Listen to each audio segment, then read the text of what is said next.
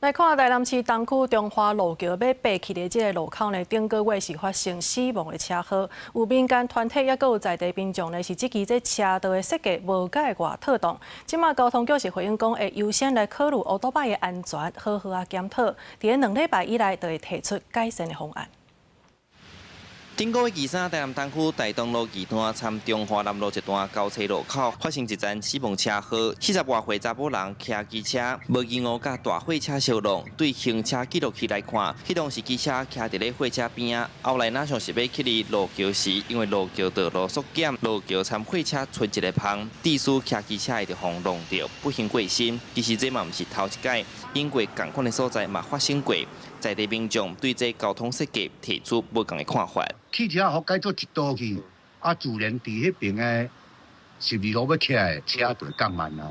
你应该安怎无？取消左转，哦，这样我弄对称。对，了解。你要左转，你莫左转，你就插过啊，佮伫遐西头佮挖过就好啊嘛。车市副参平台有去会勘啊，原本中华南路一段是4线道，内边是道外专用道，汽机车拢通行外边甲中央2线车道，毋过要上路桥。 路面敢若剩2线，风险缩减，机车就爱客去边啊，事故风险增加。有民团建议，甲外边改成正外车道来处理。毋过交通局考量到路桥佮有车道的存在，那强迫该安尼，颠倒会互原本要上桥的人产生车祸。如果他们需要到桥边，那他也可以利用第2个车道直行的车道进入桥边，因为他在过程中。 它旁边已经没有车流了，所以它这样的偏移是安全的，跟原本的问题从外面压缩到内侧，它是完全相反的状况，所以这样会比较安全。交通局这边初步会提出